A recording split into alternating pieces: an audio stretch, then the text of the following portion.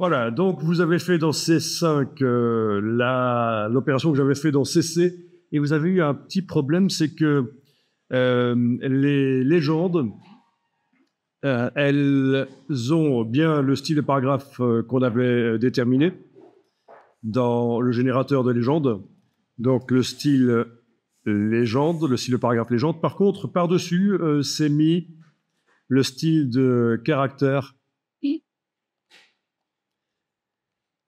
Le style de caractère sous-titre imbriqué. Et donc, ça suppose qu'il faudrait que j'aille double-cliquer dans chacune de ces légendes et dire qu'il n'y a pas de style de caractère sous-titre imbriqué dessus. Mais on va faire par rechercher-remplacer. C'est l'occasion de voir le rechercher-remplacer sur des styles.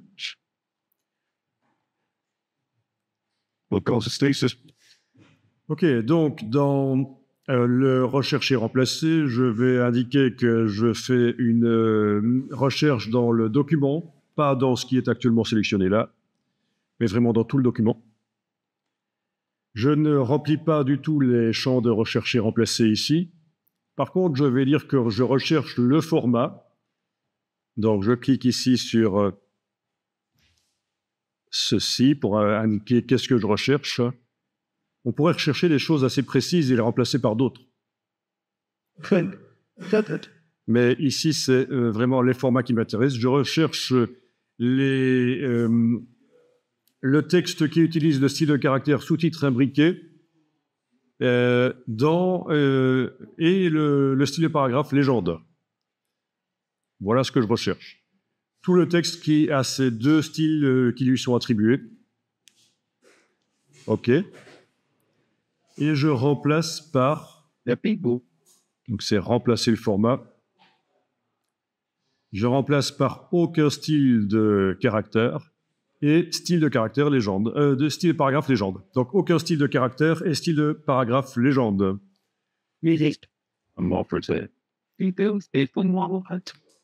Voilà.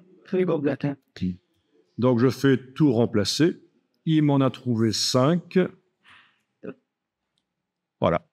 Terminé. Et tout est réglé. Il m'a enlevé le style de caractère là où il avait été mis de manière fautive, erronée, partout dans le document. Donc, il m'a fait sur celle-là 1, 2, puis celle-là 3. Et il me l'a fait dans le document aussi, ici, sur ces deux-là. 4 et 5, donc c'est bien 5 remplacements.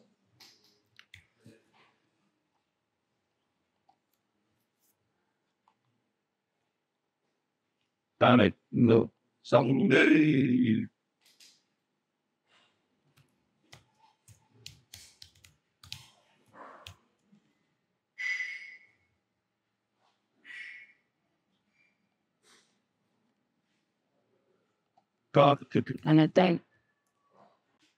Donc, les documents multilangues, je vais aller sur Wikipédia prendre du texte.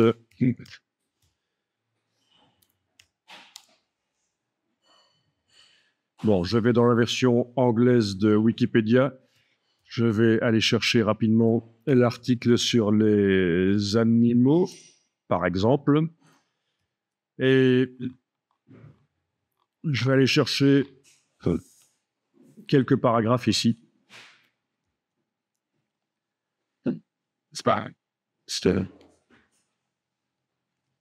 Alors, il serait possible, techniquement, de récupérer tous les liens qui sont fonctionnels là, dans les articles Wikipédia.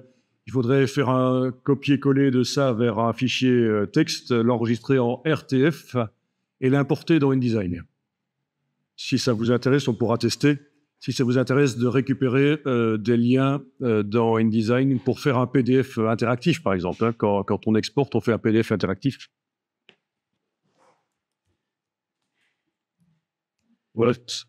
Voilà, donc les images sont sélectionnées avec, mais ça ne devrait pas passer. Je vais faire un copier, voilà.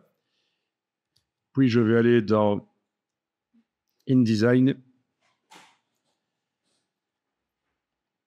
Et je vais aller intégrer. Ici, au début, par exemple, je vais faire un paragraphe vide. Je vais directement, avant de coller, lui mettre le style de paragraphe corps du texte, parce que là, je suis en titre. Donc, texte, style de paragraphe, corps du texte.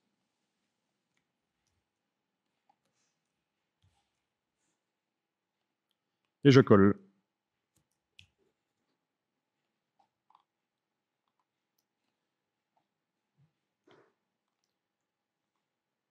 Voilà.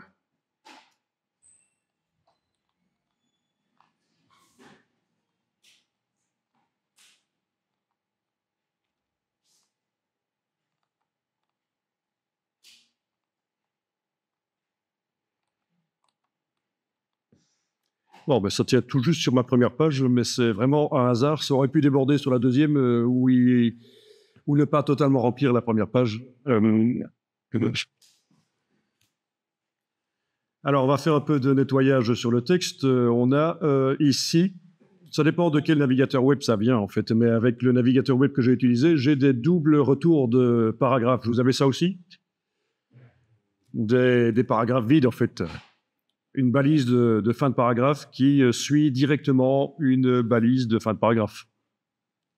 L'espace là juste avant, c'est parce que dans le style de paragraphe, il y a un retrait de la première ligne vers la droite. Hein. Il n'y a pas de caractères qui sont là vraiment. Vous avez ça aussi, donc, les doubles retours de paragraphe. Oui. Alors, on fait un peu de nettoyage dans le document. Ou alors, avant de faire le nettoyage, on va aller chercher la version française, peut-être. On va aller chercher la version française du texte et la mettre à côté. Enfin, à la suite, je veux dire. OK. Donc, je suis dans l'article sur Wikipédia. Je vais aller cliquer sur la colonne de gauche ici. Je clique sur la colonne de gauche sur le mot français. Donc, voilà le même article, mais en français. Et je vais aller chercher donc quelques paragraphes ici. Et voilà. Et je transfère dans InDesign.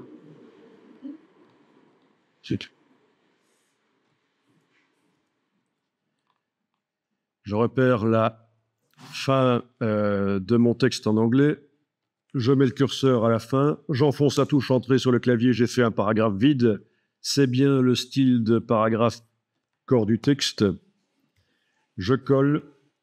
Et voilà, j'ai maintenant l'article dans sa version française.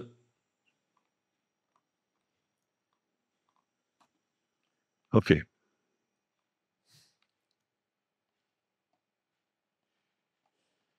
Et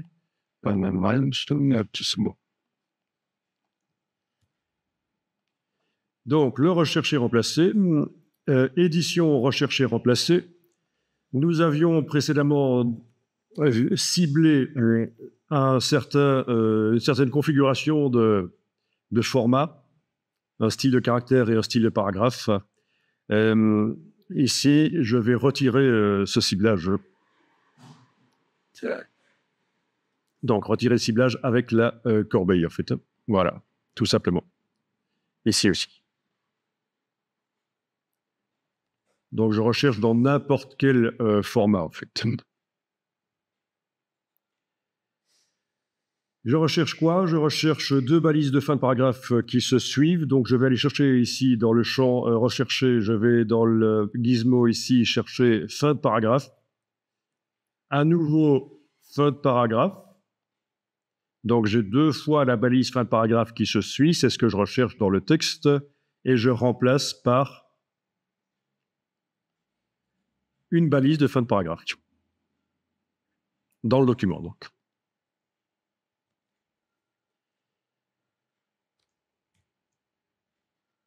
Donc, tout remplacé. Il m'en a trouvé 11 fois qu'il y avait deux balises de fin de paragraphe qui suivaient. Il l'a remplacé par une seule. Et voilà. Ça, c'est déjà un premier nettoyage.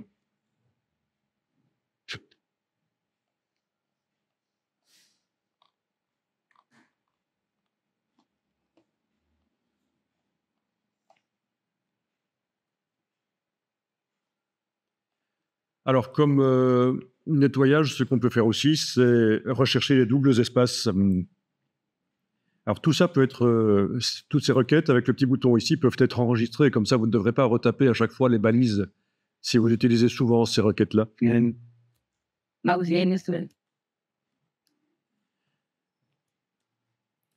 Donc, je retourne dans Édition, Rechercher, Remplacer. Et nouvelle recherche, je vais rechercher 2 espaces. Je tape dans le champ recherché, je tape 2 fois un espace. Et je remplace par un espace. Typiquement, sur du texte qui a été rédigé, c'est le genre d'erreur qui arrive assez souvent, les doubles espaces. Donc, je fais tout remplacer. Tiens, il en a trouvé 4 quand même. Je réessaye pour voir s'il n'y avait pas éventuellement 3 espaces qui se suivaient. Parce que s'il y avait 3 espaces qui se suivent, le fait de remplacer 2 espaces par un seul, au final, il m'en reste encore 2. Logique, hein, 3 espaces. Il y en a 2 parmi les 3 qui sont remplacés par un seul.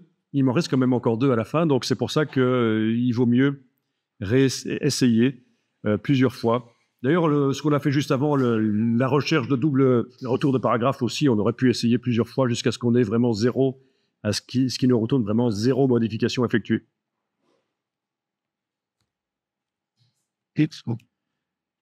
Alors, quelque chose qui peut être fait aussi, c'est faire en sorte que les 2 points, là je vais remplacer ici, enfin je vais dans le champ rechercher, je mets 2 points, faire en sorte qu'ils soient systématiquement précédés d'un espace insécable.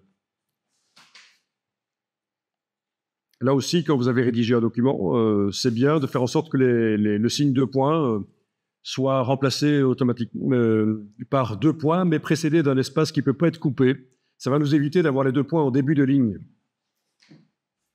Dans les colonnes, ce qui est évidemment ennuyeux. On va donc faire en sorte que les 2 points soient attachés au mot qui le précède. Donc, je recherche 2 points dans le texte et je remplace par espace insécable. Donc, dans le gizmo de la boîte remplacée par, je vais jusque espace et espace insécable. Vous avez espace insécable chasse fixe, ça veut dire que dans du texte justifié, comme celui qu'on a ici, l'espace qui sera avant les 2 points ne va pas varier en fonction de la justification. Il va être insensible à la compression ou l'élargissement des mots.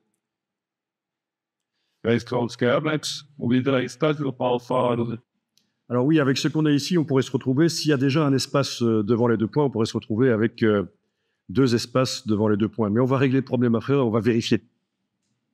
OK, donc remplacé par espace insécable. Et je peux choisir chasse fixe tant qu'on y est, c'est pas plus mal.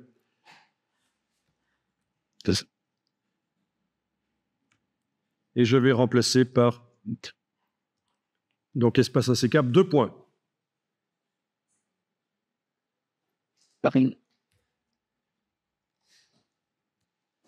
Je clique sur tout remplacer. Il m'en a trouvé 4. OK.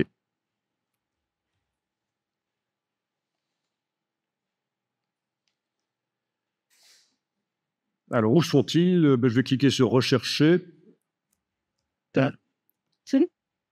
Et voilà, il m'en a trouvé un là.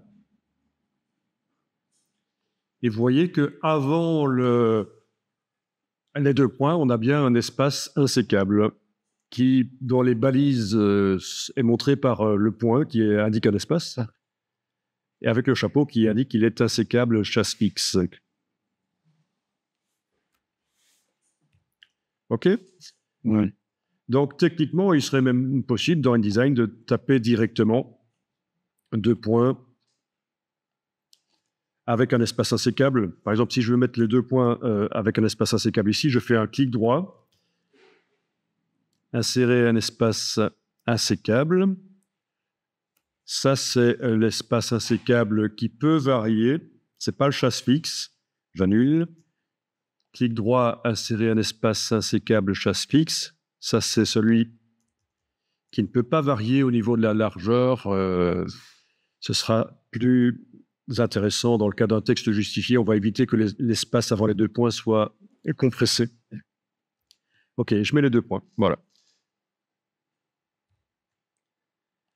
Donc, techniquement, on pourrait, au moment où on tape, directement mettre un espace insécable. Avec le raccourci qui est indiqué ici, Alt, Command X.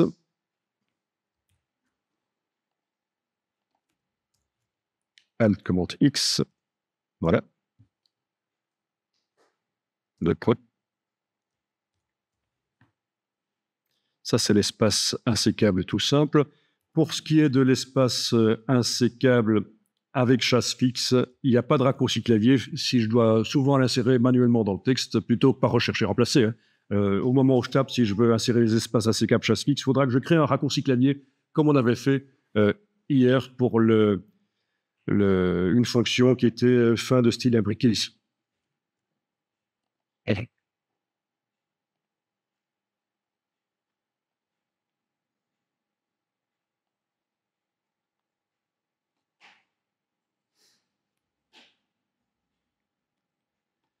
OK. Et alors, la question, c'est, et s'il y avait déjà un espace devant certains 2 points? Bon, un espace comment? Déjà un espace insécable, déjà un espace, oui, on va faire ça. Déjà, s'il y avait déjà dans le texte un espace devant, ben, ce qu'on vient de faire, on vient d'ajouter, en fait, par le recherche et remplacer, on a 2 espaces. Donc, le problème n'est pas réglé, c'est même pire. Ben, il faut vérifier, en fait, par rechercher et remplacer, tout simplement. Il faut rechercher un espace vide suivi d'un espace insécable chasse fixe et le remplacer par un espace insécable chasse fixe. Donc, chaque fois que j'aurai un espace normal suivi d'un espace insécable et 2 points, je le remplace par un espace insécable 2 points. Tout remplacer. 4 modifications.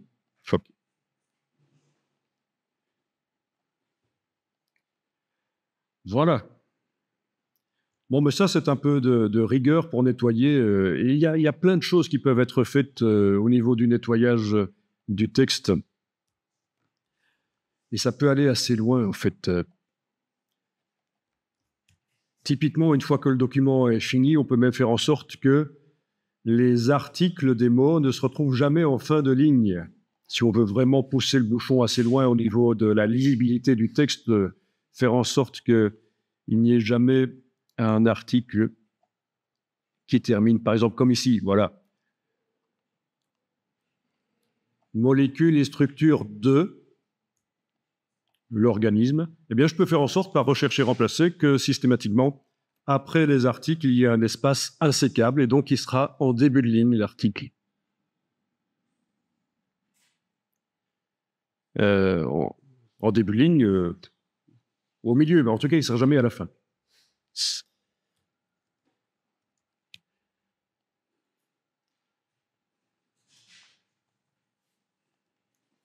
Voilà, donc il y a des règles typographiques, et si la personne qui a tapé le texte a fait n'importe quoi, il va falloir corriger plein de choses. Par exemple, avant les virgules, il ne faut pas d'espace. Avant les points non plus. Les points d'exclamation et d'interrogation, il faut un espace fin. Donc je peux faire édition, rechercher, remplacer. Je peux chercher les points d'interrogation, les remplacer par espace fin, voilà. Donc c'est le 8e de quadratin, c'est l'espace fin, point d'interrogation. Donc il faut un espace avant les points d'exclamation, points d'interrogation, mais c'est un espace qui est petit. Tout remplacer, voilà. Ouais. OK, il en a trouvé 82, mais c'était pas dans les articles Wikipédia, à mon avis. C'était dans le texte, dans le full texte latin. Quoi qu'il encore, s'il a déjà l'espace fin, il en met. Oui, s'il a déjà un espace fin, il va en mettre un. Et donc, il faudrait que je fasse une recherche. Et il faudrait vérifier. Donc, en cliquant sur rechercher, là, je vais aller voir les points d'interrogation, et puis suivant, aller vérifier qu'il n'y a pas de problème. Et s'il y en a, je vais prendre les mesures qui s'imposent pour faire du rechercher remplacer. OK, donc ça, c'est pas un espace assez cap, c'est un espace fin. C'est la balise de l'espace fin. Le chapeau est à l'envers, vous voyez. L'espace fin, je vous avais montré sur le web Succès. Je vais le reprendre ici. Voilà. OK. Vous avez les espaces normaux. Et puis, avant le point d'interrogation, ici, vous avez espace fin assécable. Donc, vous voyez qu'il est moins large. Vous connaissez les quadratins, évidemment? Non? Ça vous dit rien? Oui. Vous voyez ce que c'est, un quadratin? 12. Ouais. Quadratin, c'est la dimension, c'est la hauteur, en fait, du support du caractère mobile, en fait. Hein. Donc, quand on parle d'un huitième de quadratin, c'est le huitième de ça.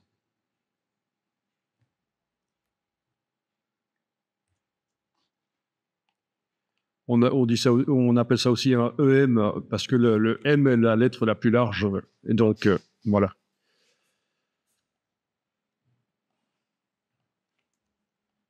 Si vous faites du web, il faut faire du web avec les quadratins. Vous faites du web. Hein.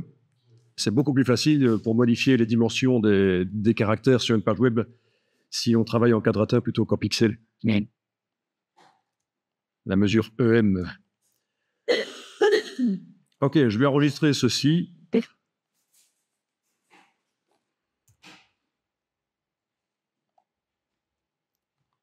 Et donc, on a du texte, du faux latin, du français et de l'anglais. Le faux latin, je ne m'en occupe pas. Juste regardez un peu, vous cliquez, peut-être vous sélectionnez un peu de faux latin et on va voir dans le menu texte caractère, qu'est-ce qu'il est indiqué dans la palette caractères. Ah tiens, il est indiqué que c'est du français, donc il se comporte comme du français. OK.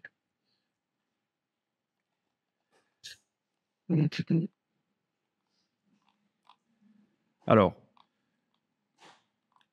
pour que les césures se fassent correctement, il faut que le texte, on ait vraiment indiqué dans quelle langue il fonctionne, parce qu'il y a un dictionnaire de césures. Les coupures de mots, les césures, on ne les met pas où on veut.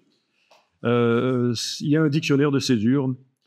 Alors, le texte en anglais est ici, je le sélectionne un peu, je vais aller voir donc dans la palette de caractères qu'est-ce qu'il est indiqué. Il est indiqué que c'est du français, donc ça veut dire que les césures se font sans doute mal sur ce texte anglais, parce que InDesign croit que c'est du français. Si je veux faire de la correction orthographique dans InDesign, ça ne va pas marcher non plus. Hein. Si je fais édition orthographe, et que je commence la correction, voilà. Quasiment tous les mots anglais vont être considérés comme fautifs, en fait. Enfin, à peu près 95% des mots en anglais vont être considérés comme fautifs, puisque ça n'est pas dans le dictionnaire français. Vous avez, comme dans Word, la possibilité de surligner avec la vérification orthographique dynamique, ça vous surligne les mots qui sont fautifs. Voilà.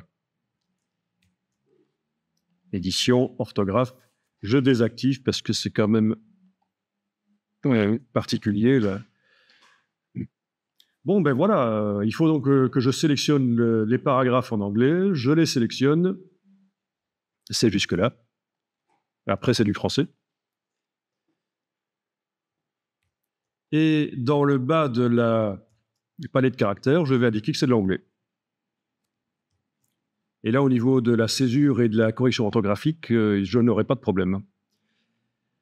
Donc, anglais quoi? Il y a pas mal d'anglais hein, ici. Je vais mettre anglais États-Unis. Mais vous voyez que c'est quand même assez puissant au niveau de la correction des dictionnaires, en fait. Hein. Voilà. Et dès que j'ai indiqué que c'est de l'anglais, ça a changé. Si je fais commande Z ici, vous voyez que les mots changent de place dès qu'on indique que c'est de l'anglais. Commande majuscule Z pour établir, voilà. Les mots changent de place puisque la césure se fait correctement. Fini.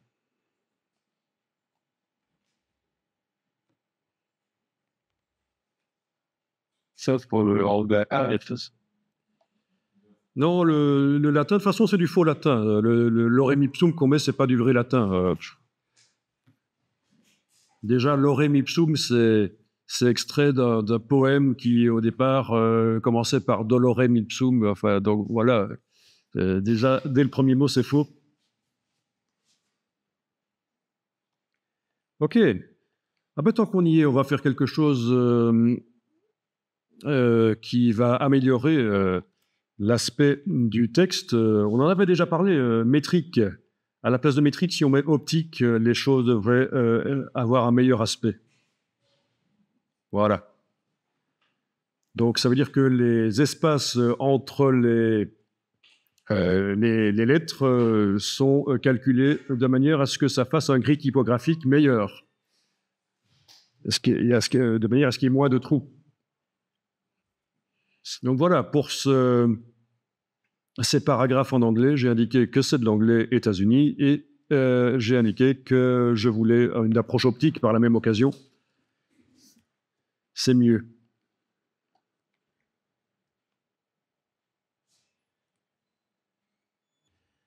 Ok, à propos des approches, vous connaissez la manière dont ça se passe. Je suis en train de mettre ici pour le titre également indiquer que c'est de l'anglais. Voilà. Logique. Hein. Au niveau des approches, quand vous avez des titres, ça peut être intéressant de régler ça. Là où vous repérez des problèmes d'approche, vous mettez le curseur, que je me souvienne comment ça fonctionne ici. Oui, c'est bien ça. Il faut mettre le curseur entre les deux lettres et en jouant ici sur l'approche, vous allez rapprocher la suite du mot. Donc ça, c'est l'approche de pair. Voilà.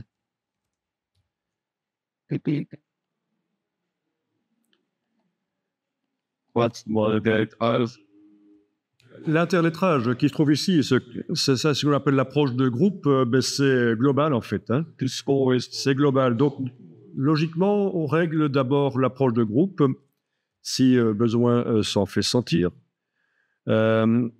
Et puis, on va régler l'approche de pair lettre par lettre. Évidemment, on le fait pour les gros titres. Ici, je le fais sur un sous-titre, mais ça n'a pas vraiment beaucoup de sens, en fait. Hein. C'est surtout pour le grand titre qu'on va faire ce genre de réglage assez fin. Voilà.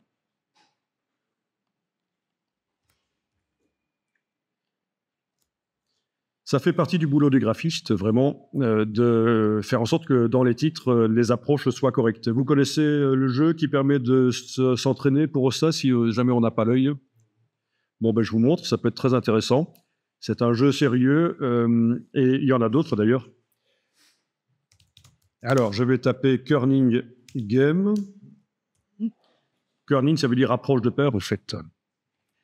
C'est l'approche. Kerning Game. Et je tombe sur le premier ici, Kern Type The Kerning Game.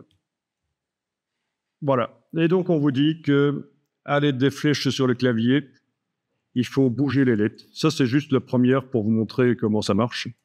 Voilà. Après, on passe vraiment au jeu proprement parlé. Vous avez les deux lettres ici que vous pouvez bouger. Je sélectionne la lettre, je la bouge. Avec la touche majuscule, ça bouge plus vite. Je positionne. Et puis, une fois que j'ai positionné, je vais cliquer sur « Comparer » pour comparer avec la situation qui était idéale. Et on me dit à quel pourcentage je suis arrivé par rapport à la situation qu'un typographe aurait donnée. Donc, très intéressant pour s'entraîner à régler les approches, en fait. Voilà. Etc., etc. Ils ont dans le même genre d'autres jeux, en fait. Hein.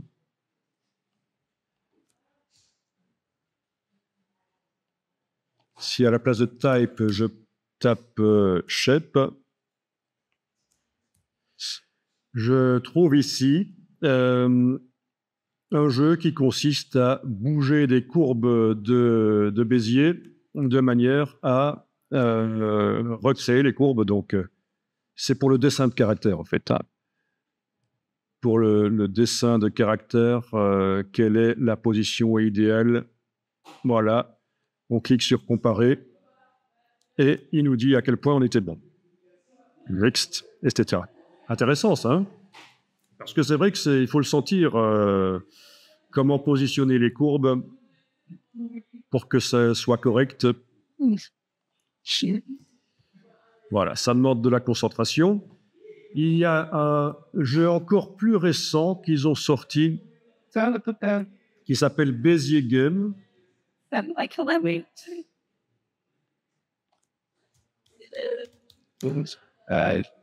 Voilà. Celui-là, j'aime pas trop parce que la méthode de création des vecteurs n'est pas l'idéal à mon avis, mais bon. Voilà. Et là, il s'agit de faire des vecteurs. Bon, il aurait fallu que je me concentre un peu plus, mais enfin, vous voyez le principe en fait. Hein. Il s'agit donc de dessiner des vecteurs correctement en cassant éventuellement les courbes, etc. Bon, je suis moins convaincu par celui-là. Oui, parce qu'en plus, on a des problèmes.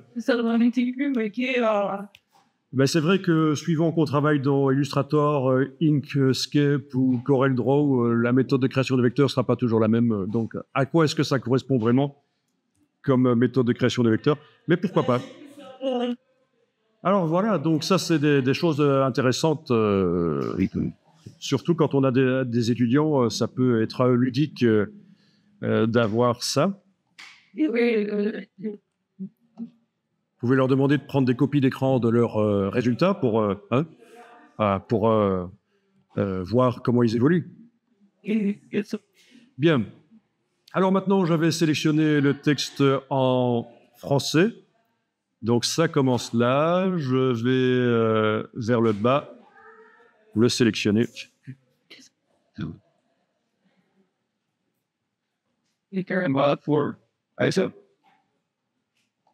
Là.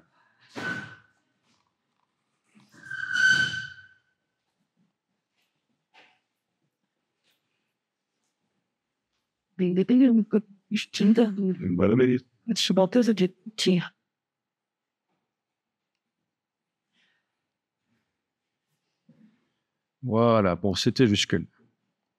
Bien. Bon. Donc, le texte en français, il est déjà indiqué que c'est du français, mais je vais indiquer qu'il est en optique. Ah oui, pour indiquer que c'est en optique, j'aurais pu faire une sélection sur tout le texte du document, tout le flux, et aller régler ça aussi. Hein. Voilà, par exemple, si je clique n'importe où, je fais commande A. Ici, au niveau de l'approche, il n'est rien indiqué. Je peux indiquer que je fais une approche optique. L'approche de paire que j'ai réglée précédemment dans le titre doit être oubliée à ce moment-là. Elle doit être mise à 0 à mon avis.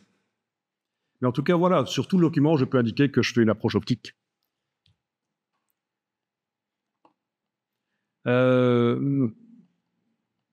Ok. Ça va? Alors évidemment, je viens de faire manuellement dans la palette caractères, je viens de dire manuellement dans la palette caractères que le texte est en optique plutôt qu'en métrique. Et en fait, dans mes styles de paragraphes, dans mes différents styles de paragraphes, oui, il y a maintenant un petit signe plus pour dire que par rapport au style, je me suis éloigné. Et il m'indique même ici, c'est quoi la différence dans le paragraphe dans lequel je clique ici dans le document par rapport au style de paragraphe. C'est quoi la différence? C'est que c'est maintenant une méthode de crénage par paire, une méthode de kerning optique. D'accord? Oui. Donc oui. Alors ce que je vais faire, c'est que je vais dire, tiens, je fais la mise à jour du style de paragraphe. Je fais la mise à jour du style de paragraphe par rapport à ce que est devenu le texte vraiment dans le document. Et pour faire ça, c'est tout simple. Il suffit d'aller dans le menu ici et de demander « Redéfinir le style ». Voilà. Je clique là. Pas de petit signe plus. Ah ben non, forcément, parce que c'est l'enfant, celui-là. Non, l'optique était déjà appliquée partout parce que j'avais cliqué dans le texte, j'avais fait commande A et manuellement dans la palette caractères, j'avais été indiqué optique. Donc c'est déjà de l'optique partout. Par contre, j'avais juste un problème, c'est que c'était pas indiqué dans mon style de paragraphe. C'était juste un plus. Le signe plus indique que par rapport au style de paragraphe, le texte a été modifié manuellement. Et donc, c'était le fait que j'avais mis un crénage optique qui était différent par rapport à ce qui était indiqué dans le style. Le corps du texte en plus de un nouveau texte. Ah, si j'appliquais ce style-là sur un autre texte, et ce serait du métrique. Quand le signe plus était là, oui. Ah, c'est indiqué maintenant dans... Oui. Alors, ben oui, on va le voir. Hein. Je clique avec la flèche noire à côté de tout. Je vais aller double-cliquer sur corps du texte. Et dans format de caractère de base, il est bien indiqué que je suis en optique. Donc, j'ai bien fait la mise à jour du style. Donc, voilà, c'est quelque chose qu'on devait voir. Redéfinir le style, c'est intéressant de voir que ça fonctionne comme ça. On peut manuellement modifier un paragraphe qui a déjà un style sur lui et mettre à jour le style comme ça. Mais c'est pas grave. Oui, on aurait pu le faire sur un paragraphe, en effet, faire le réglage optique et redéfinir le style. Alors, sur tous les paragraphes qui utilisent ce style, ça s'applique, oui. Il faut faire attention, raison pour laquelle il faut enregistrer régulièrement, je vous l'ai déjà dit, sous un numéro différent. Vous voyez que j'enregistre régulièrement sous un numéro différent. Bon, c'est aussi pour les besoins d'information, parce que vous allez récupérer tous mes documents à la fin, et comme ça, vous aurez la progression. Mais c'est quand je travaille dans la vraie vie, c'est aussi comme ça, régulièrement, j'enregistre sous un nom différent, parce que parfois, on fait des gaffes, et c'est plus facile d'ouvrir le document précédent, plutôt que d'essayer d'annuler et de trouver d'où vient le problème. OK.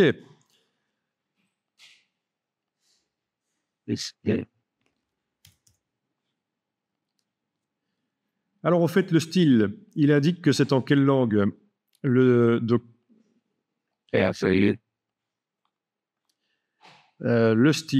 style, corps du texte. Le style corps du texte au niveau de la langue, il indique que c'est du français.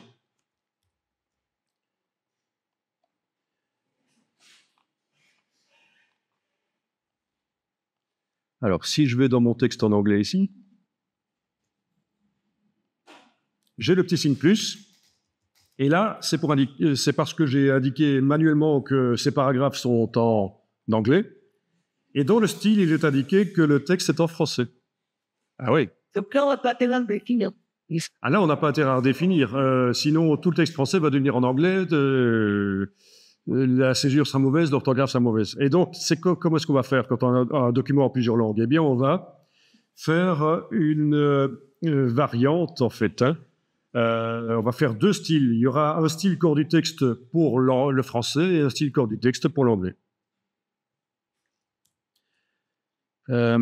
Voilà. Donc, je clique dans... Oui, c'est pas si évident que ça. Hein. Je clique dans mon texte en anglais. Donc, dans la palette caractères, j'avais été indiqué tout à l'heure que c'est de l'anglais. OK. Je vais créer un style au départ du paragraphe, donc dans lequel j'ai cliqué là, en allant dans le menu de la palette style de paragraphe, nouveau style de paragraphe. Et je vais l'appeler corps du texte anglais. Et je vais même préciser que c'est l'enfant de corps du texte français.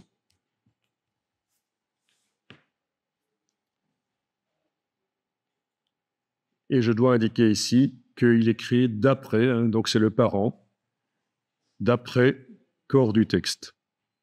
Ce qui est indiqué dans entre parenthèses, c'est juste le nom du dossier, en fait. Le dossier que j'avais créé pour regrouper mes styles, mais ce n'est pas important. D'accord? Donc, je crée un style de paragraphe corps du texte anglais, dans lequel il est indiqué ici, dans les formats de caractères avancés, que c'est de l'anglais. Et je fais en sorte qu'il soit l'enfant de corps du texte français. Mais je dois indiquer qu'il est donc créé par corps du texte. Ça, c'est le parent. J'indique que le parent ici. OK.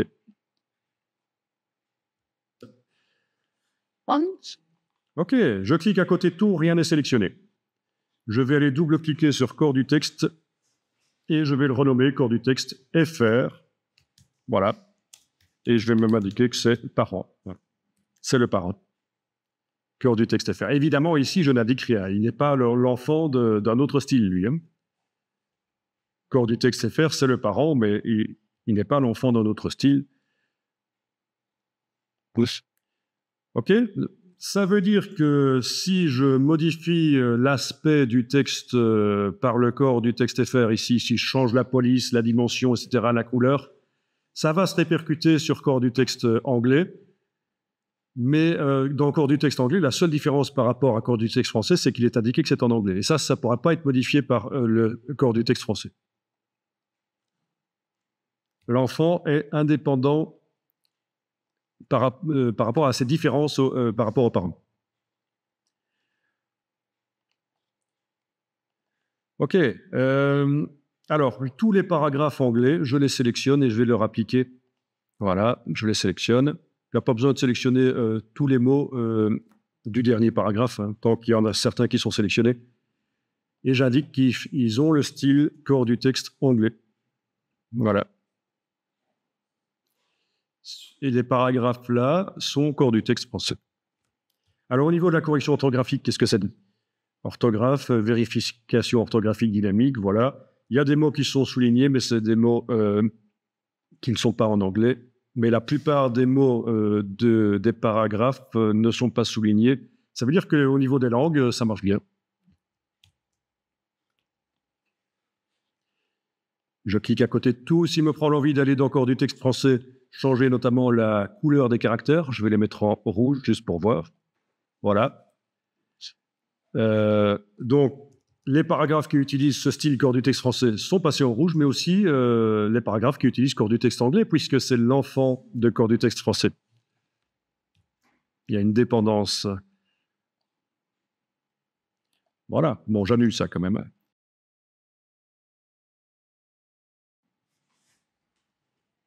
Bon, rapidement, je vous montre juste un truc. Je vais faire un nouveau document. Vous n'êtes pas obligé de le faire, ça, mais je fais un nouveau document et je vais mettre ici un bloc texte avec du texte en français.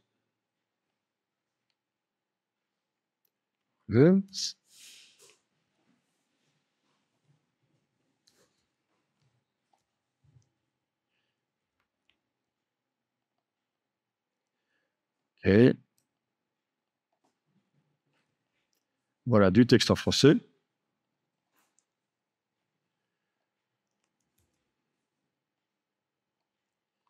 Toc. Tiet.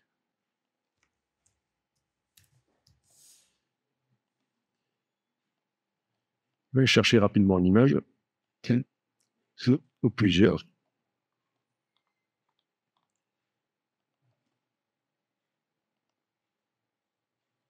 C'est pas là, ça c'était vide. Ah.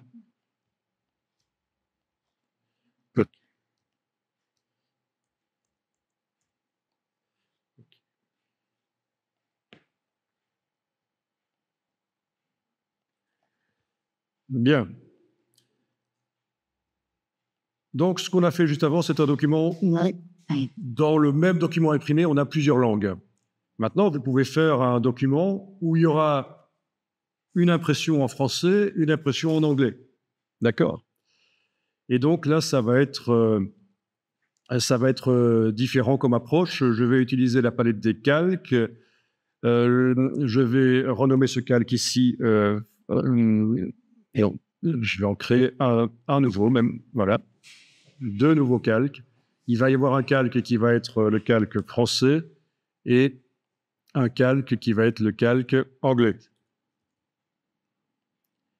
Le bloc actuellement sélectionné de bloc texte, là, je le mets dans le français. Je vais faire une copie en le déplaçant le petit carré ici avec la touche Alt.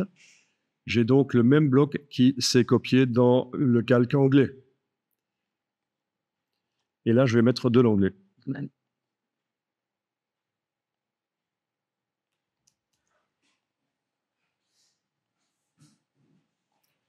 Édition, coller, coller. Non, édition coller sans mise en forme. Voilà. Vous avez vu? Édition coller sans mise en forme, comme ça, il garde le style. Il remplace le texte, mais il garde le style qu'avait le texte qui est remplacé. Au passage, c'est encore une fonction intéressante, édition coller sans mise en forme. Voilà. Et donc, si j'affiche tous les calques, j'ai le texte anglais et le texte français qui se superposent. Et donc, le principe, c'est que je vais générer la version française du PDF en enlevant l'œil en face de la version anglaise. Exporter PDF. Je vais dire c'est le doc en anglais, en français. Français? Oui, français. Donc, c'est le doc en français, celui-là. Ne nous embrouillons pas. C'est le doc français. Hein? En supposant que j'ai converti en CMJN les photos à l'exportation. Hein, ça. Ensuite, je n'affiche que le calque en anglais. J'exporte. Celui-là, je vais l'appeler doc EN.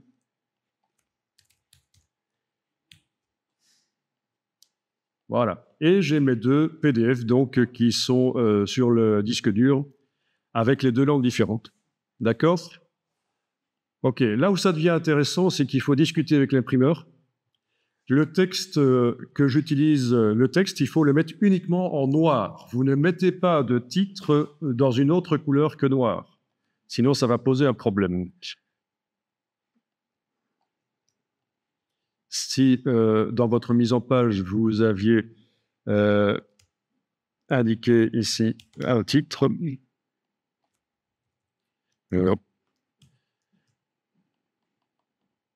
voilà, et que vous l'avez mis dans une autre couleur que noir, ça va poser problème.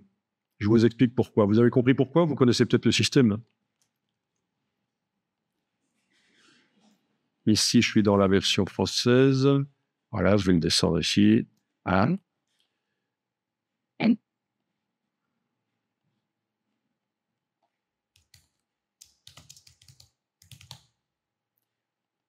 OK.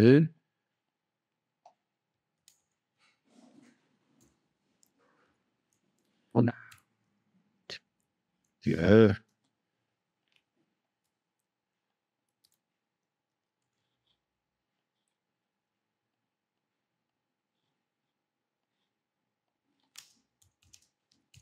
OK.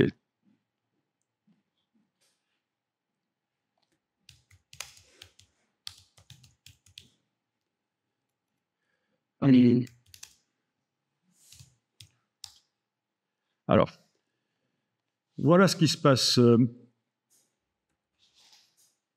Quand vos titres sont bien en noir, comme le corps du texte, eh bien, il n'y a pas de problème. Les trois plaques offset cyan, magenta et jaune sont les mêmes dans les deux documents, la version française et la version anglaise. D'accord? Donc, quand vous avez bien mis tout le texte en utilisant uniquement de l'encre noire, ça veut dire que le texte ne se retrouve pas du tout sur les plaques cyan, magenta et jaune. Il est composé uniquement d'encre noire, le texte. D'accord? Donc, vous avez en fait, au lieu d'avoir 8 plaques offset à sortir pour sortir les deux documents en offset, vous n'en avez plus que 5. Les 3 plaques cyan, magenta, jaune, la plaque noire anglais, la plaque noire français. Et 5 plaques au lieu de 8, ça fait des économies. Au niveau de la... Donc voilà, ça c'est une astuce, c'est comme ça qu'on fait des documents, un document qui est édité en plusieurs langues, on s'arrange pour que le texte ne soit qu'en noir, on n'utilise jamais de titre en couleur. Alors vous avez certainement déjà vu ce genre de document où ils ont fait l'erreur de mettre des titres en couleur, et alors sur la version française, vous avez certains titres qui sont restés en néerlandais par exemple. Ça c'est parce qu'ils ont fait l'erreur d'utiliser autre chose que l'encre noire pour le texte. Bon, évidemment, si vous sortez en numérique, ça n'a pas beaucoup de sens puisqu'il n'y a pas de plaque. Mais c'est pour l'offset, oui. L'offset, l'héliogravure, voilà. Oui. Alors, ce qu'on peut faire, oui, pour pousser le bouchon plus loin, je vais aller double-cliquer, en n'ayant rien qui est sélectionné, je vais double-cliquer sur corps du texte français et je vais indiquer que je fais un soulignement. souligner. Avec. OK. Je vais mettre une épaisseur de soulignement plus grande. Voilà. Je vais prendre une couleur de soulignement qui va être par exemple du jaune. OK. Alors, je l'ai mis sur le style paragraphe corps du texte français, mais vu que l'anglais est l'enfant du français, il reçoit aussi ce soulignement jaune. Maintenant, je vais aller dans corps du texte anglais. Et au niveau du soulignement, je vais aller dire que ce n'est pas du jaune, ça va être, par exemple, du vert. Voilà. Et donc, grâce à ça, pendant que vous êtes en train de travailler dans un document multilangue, vous voyez visuellement, tiens, ça, c'est des paragraphes qui ont le style un tel. Et ça, c'est les paragraphes qui ont le style un tel. Donc, évidemment, juste avant l'exportation au PDF, les soulignements, on va les supprimer. C'est juste pendant le travail, ça vous aide à repérer quels sont les styles qui sont utilisés dans le document. Alors, c'est pas seulement pour un document multilangue, en fait. Hein. Vous pouvez utiliser ça pour n'importe quel document. Vous avez plein de styles qui sont utilisés pour vraiment vérifier visuellement que vous avez tel style qui est bien appliqué à tel endroit. Et évidemment, au niveau des couleurs, on est un peu limité, mais vous pouvez pousser le bouchon plus loin en jouant aussi sur les tirets. Voilà, sur les teintes, etc. D'accord? Amusant, ça. Et alors, dans la dernière version de CC 2015, ils ont finalement intégré un système qui permet de faire ça tout seul, mettre en surbrillance les styles. Ça doit être 2015-2, je pense. C'est vraiment la toute dernière version qui date de juillet 2015. Voilà, le paragraphe shading. Donc, qui peut être utilisé pour être exporté dans le document final, mais aussi en tant que concepteur pour mettre en évidence les styles de paragraphes. Et donc, ça, c'est avec la version CC 2015 de août 2015, en fait.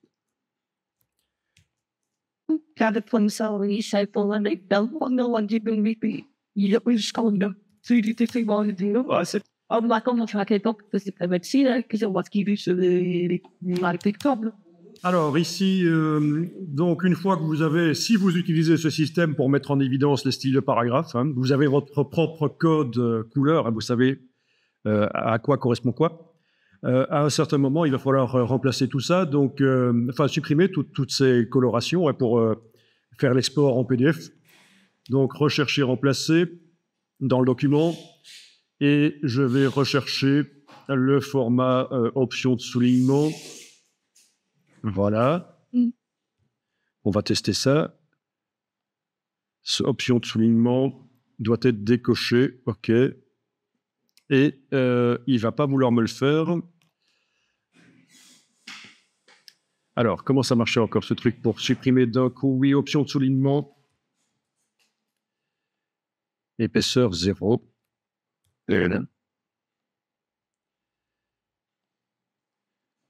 Option de soulignement. Tout replacer. OK, ouais. OK, ça marche.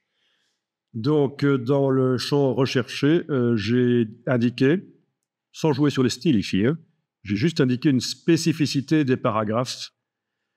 J'ai enclenché souligné, tout simplement. Je recherche ce qui est souligné et je le remplace par un soulignement, mais à 0 point d'épaisseur. Et donc, le soulignement n'est plus visible. Et donc, voilà comment vous allez pouvoir rapidement enlever les soulignements sur votre document. Normalement, c'est quelque chose qu'on n'utilise pas pour faire des titrages, etc., les soulignements. Donc, si vous n'avez utilisé ça vraiment que pour mettre en surbrillance les styles.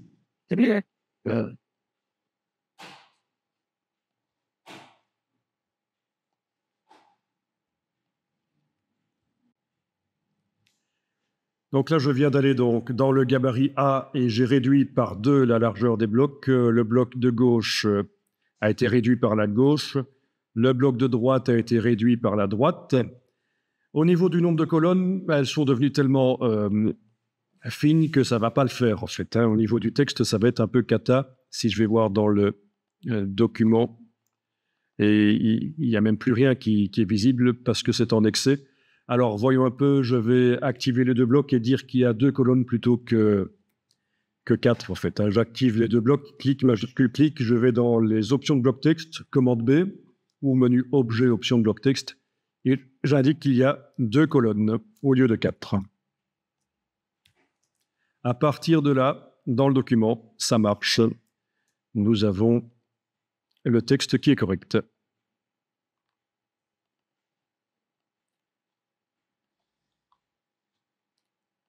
Alors, c'est un choix de mettre le texte au centre. J'aurais pu mettre le texte aux extérieurs et aller mettre les images que je vais ajouter là maintenant au centre de la publication. Ça peut se faire aussi sur un document simple page. Nous, on va faire les objets ancrés sur un document double page, ce qui est plus complexe que de le faire sur un simple page. Donc, si vous savez le faire sur un double page, vous saurez le faire sur un simple page. OK. OK. Alors, je vais ici, sur une page, cliquer à la fin d'un paragraphe et je vais ajouter un objet ancré. En fait, la balise d'objet ancré peut être mise où on veut dans le paragraphe. Ça pourrait être mis au milieu d'un mot, ça ne va pas élargir le mot, entre 2 mots, etc. Mais c'est pas plus mal de la mettre là. OK. Un truc qui serait intéressant à faire, c'est de faire 2 espaces et de cliquer entre les 2 espaces. Comme ça, pour sélectionner la balise après, ce sera plus facile. Donc, j'ai créé 2 espaces et je vais cliquer avec le curseur entre les 2 espaces. Et alors là, on peut faire un clic droit, objet ancré, inséré, ou alors menu objet, objet ancré, inséré, c'est la même chose. Oui. Et là, vous avez la boîte d'objets ancrés qui est là.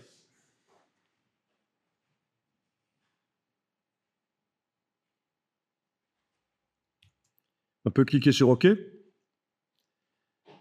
parce qu'on peut le modifier après. En fait, on va le modifier après. Comme ça, vous voyez l'objet ancré qui est là. Donc, l'objet ancré, c'est un bloc qui a cette dimension-là, 1 pouce carré, au départ. Il est relié avec une ligne pointillée vers sa balise. Si j'enlève du texte sur la page qui précède, par exemple, l'objet ancré va remonter. J'enlève un peu de ligne ici. Voilà, on voit qu'il remonte. Donc, il suit sa balise.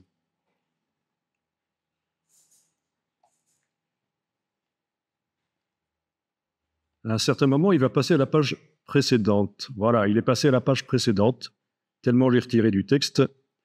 La balise d'objet ancré est en fin de colonne de droite ici, et l'objet ancré est là.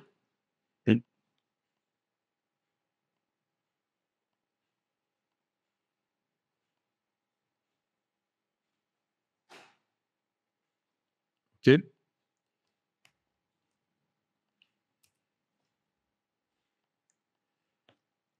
Vous avez réussi à faire ça. Vous avez remarqué qu'actuellement, l'objet ancré, quelle que soit la page sur laquelle il se trouve, il est toujours à gauche du bloc.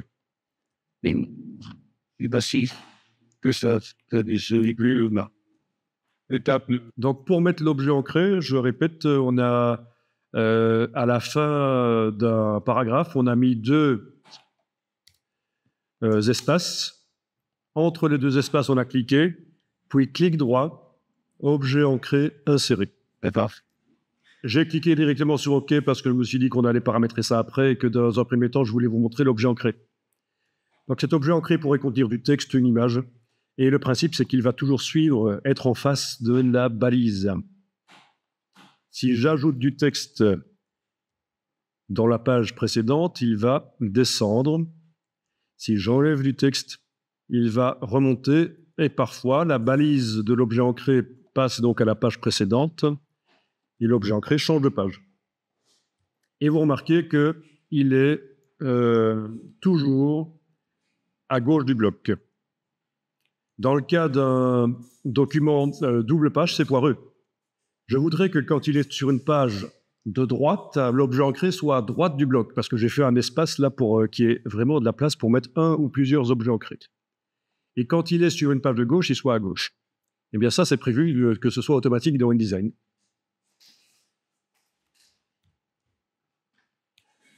Ok, alors je vais maintenant modifier les paramètres de cet objet ancré. J'aurais pu le faire au moment où je le crée, mais je peux le faire après.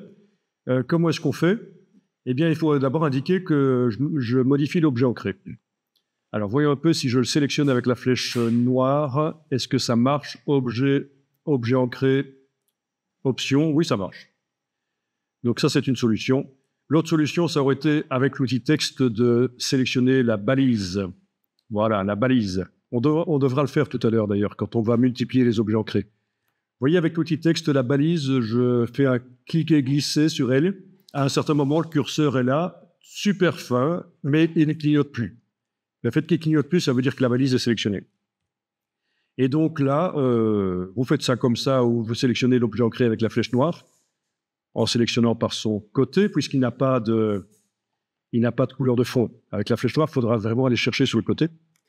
D'une manière ou d'une autre, vous sélectionnez, et vous allez faire un objet ancré, option.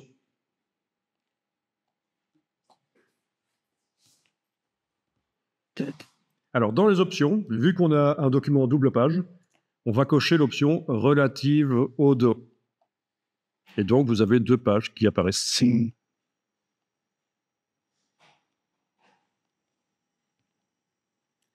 Voilà. Alors, ça, c'est la position de l'objet ancré par rapport aux pages. C'est symétrique.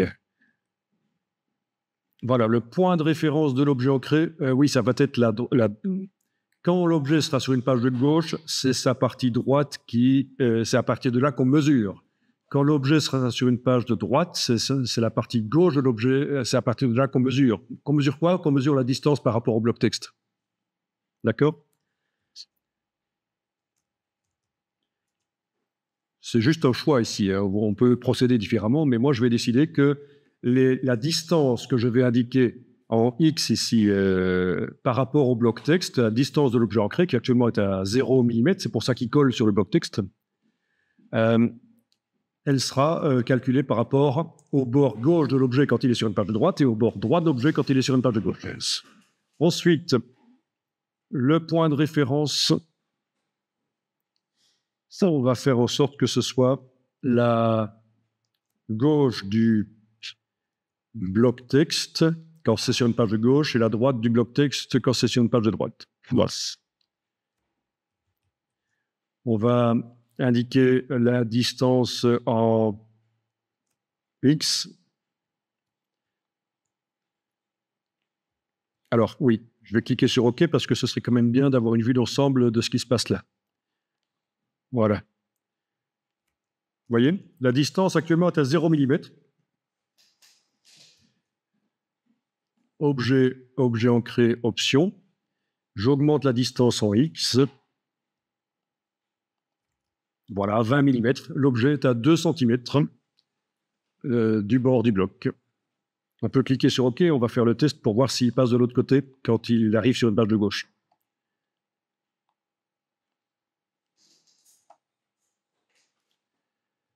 OK. Eh bien, je teste. Je vais sélectionner du texte ici. Je vais le copier, le coller au même endroit.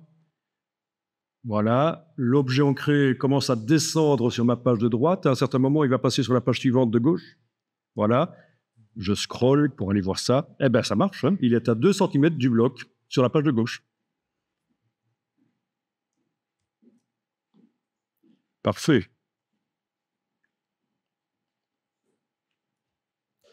OK.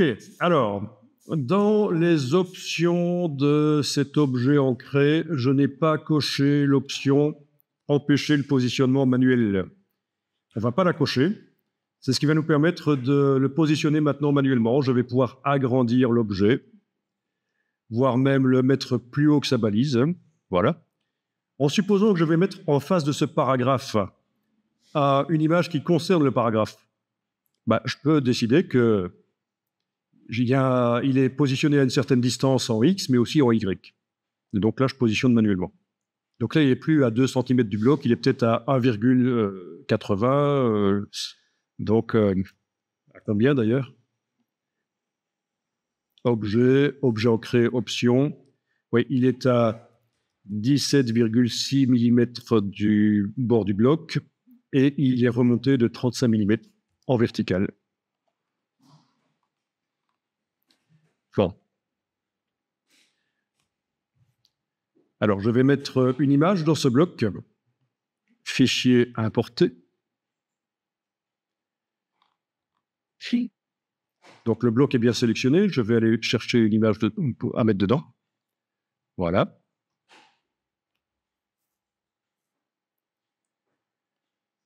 Je vais faire en sorte qu'elle remplisse le bloc proportionnellement. Donc, objet, ajustement, remplir le bloc proportionnellement. Je vais même faire en sorte que dans les réglages du bloc, les pré-réglages du bloc, même avant même qu'on mette une image dedans, ils soient réglés pour remplir proportionnellement. Donc, c'est objet, ajustement, option d'ajustement de bloc. OK, il est en remplir le bloc proportionnellement, c'est parfait.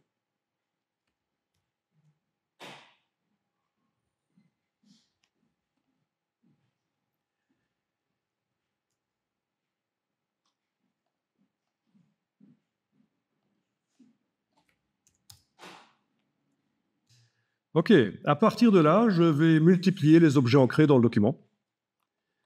Et pour ça, je vais sélectionner avec l'outil texte la balise.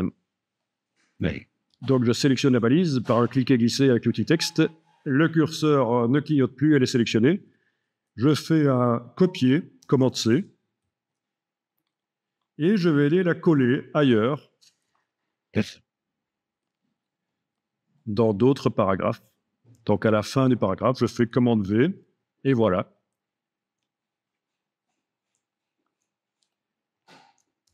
Évidemment, si vous mettez beaucoup d'objets ancrés sur les pages, il va falloir faire les blocs plus petits. Logique, hein, sinon ils vont commencer à se chevaucher. Mais on peut les modifier manuellement après. Voilà, etc., etc.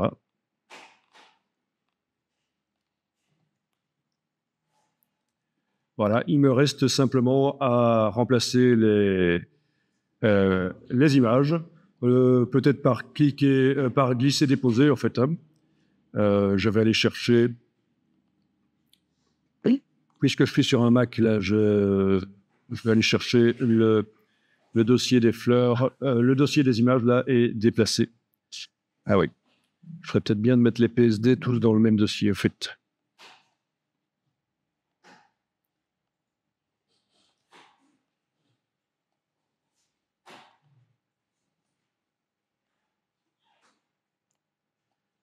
Donc, au départ du navigateur, de l'explorateur de fichiers de l'ordinateur, ou alors au départ de Bridge. Voilà.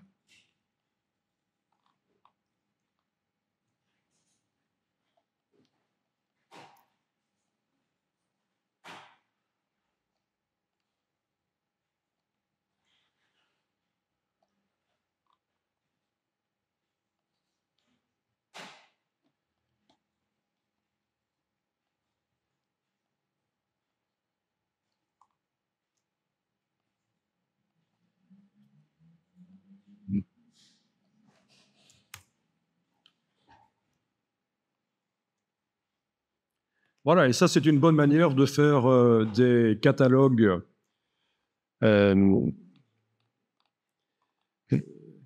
d'exposition, par exemple. Vous avez une mise en page automatisée, beaucoup de texte, des images en face.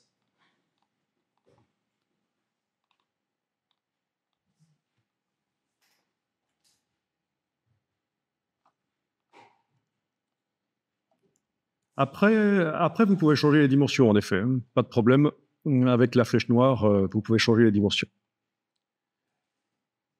Avec la flèche noire ou avec l'outil de transformation manuelle. Ouais, c'est bon. Voilà. Et alors, dans les options de l'objet ancré, ça, j'avais pas été voir, mais c'est enclenché. Vous avez l'option conserver dans les limites supérieures et inférieures de la colonne. Et ça, c'est très bien que ce soit enclenché parce que ça permet que quand la balise remonte, voilà, la balise monte, eh bien l'objet est calé sur le dessus de la colonne, il ne déborde pas.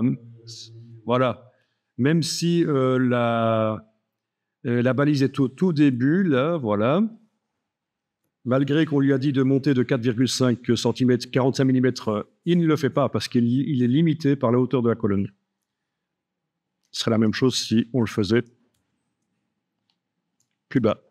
Il est limité par le bas de la colonne.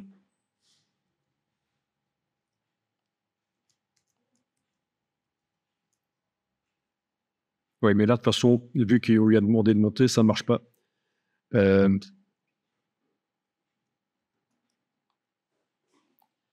OK.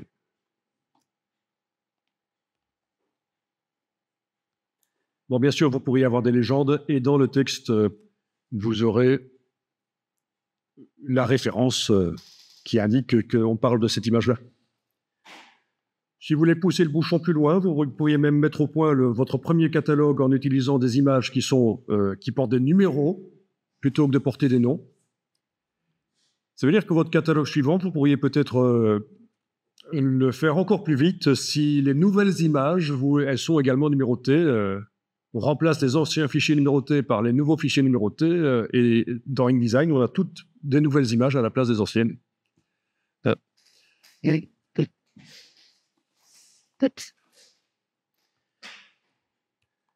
Alors ici, je vais à nouveau copier la balise, voilà. Je vais la mettre là. Je vous montre, hein, vous allez tester après si vous voulez. Oui, au fait, je ne l'ai pas dit, mais si j'ai mis la balise entre deux espaces tout à l'heure, c'était pour avoir facile pour la sélectionner, mais elle est quand même facile à sélectionner, même s'il n'y a pas les deux espaces, en fait. Oui. Ça n'a pas toujours été le cas, je pense. OK, donc je mets la balise ici. Voilà. Voilà l'objet ancré. Alors, regardez, je vais ici cliquer avec la flèche blanche sur le bloc. J'enfonce maintenant la touche suppression. Le bloc est vide. Oui, puisque j'avais sélectionné le contenu. Ensuite, avec l'outil texte, où je vais cliquer dans le bloc, il est transformé en bloc texte. Et là, je peux très bien aller prendre une partie du texte pour faire une accroche, une citation. Voilà. On va prendre ça. OK. La mettre là-dedans avec style de paragraphe standard. Voilà. Plus grand. Avec des guillemets. En italique si on veut. Enfin, vous voyez que ça marche hein, avec du texte. Italique. Faire en sorte que le texte soit centré centré éventuellement, voilà. Centré dans l'autre sens aussi. Objet, option de bloc texte, alignement centré. Mettre une couleur de fond au bloc si on veut. Voilà. Et voilà.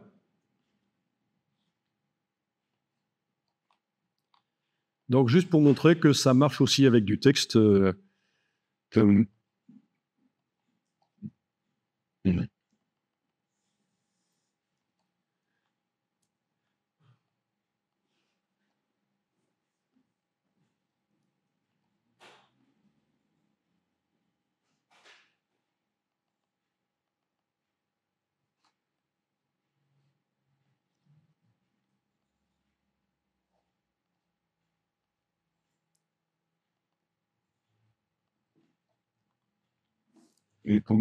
Ça, des images appliquées, c'est comment? Si je veux faciliter la navigation des personnes en sortant une phrase, ça se fait souvent dans les magazines, hein, on sort une phrase de son contexte, une phrase choc, ouais. Voilà, et donc ça va suivre le paragraphe auquel c'est accroché. Oui, ça, qui vont plus principe. Oui, les images sont à côté du bloc texte, elles sont séparées, elles sont attachées mais séparées. Elles ne sont pas dans le flux du texte.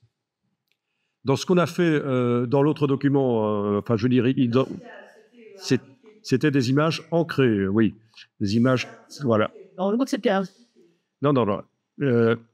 Ce qu'on avait fait là, c'était des images ancrées dans le texte. Voilà, des images ancrées, c'est ce qu'on appelle des images ancrées. Elles sont dans le flux du texte. Et ce qu'on vient de faire là, c'est des objets ancrés. Et ces objets ancrés, ils sont en dehors du bloc texte, ils sont à côté.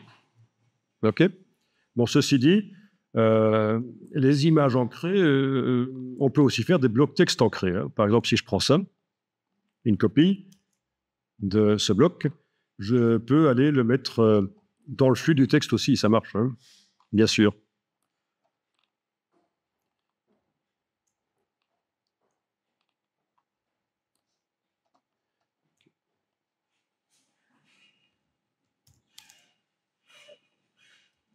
Voilà, je le mets dans le flux du texte, je lui mets le style image centrée dans colonne, et voilà. C'est pas une image, mais c'est sympa aussi, ce genre de choses. OK? Ça pourrait être un bloc texte complexe qui est mis dedans, aussi. Hein. Pas de problème, ça pourrait être un bloc texte plus complexe qui a été fait sur le côté et que je vais insérer dans un autre bloc texte. Ben, oui, peut-être que là, le flux, c'est parfait. L'intérêt que l'image suive le flux ici, c'est au niveau de la souplesse de la création du document. C'est-à-dire que je vais pouvoir ajouter du texte à n'importe quel endroit, en supprimer, je n'ai pas à me soucier de repositionner les images. Elles sont un peu positionnées de manière aléatoire, en quelque sorte. Dans la réalité, on n'est pas dans le local Ben, non, non, non. c'est le style ou débat. Il faut peut-être aller faire des retouches après, ou on peut peut-être même apporter un peu de diversité en les positionnant différemment comme ça, hein, manuellement. Disons qu'il y a une première aide pour le positionnement automatique, mais une fois que tout le texte est finalisé, qu'on est sûr qu'on ne va pas en ajouter ou en retirer, on peut aller bouger les images comme ça pour essayer de faire un truc sympa. Je vous montre un truc rapidement qu'on n'a pas vu par la même occasion.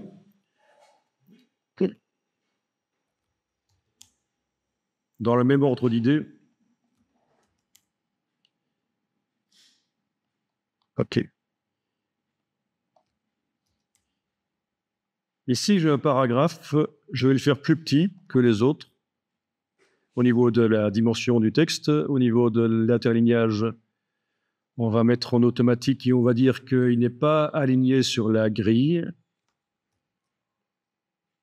Voilà.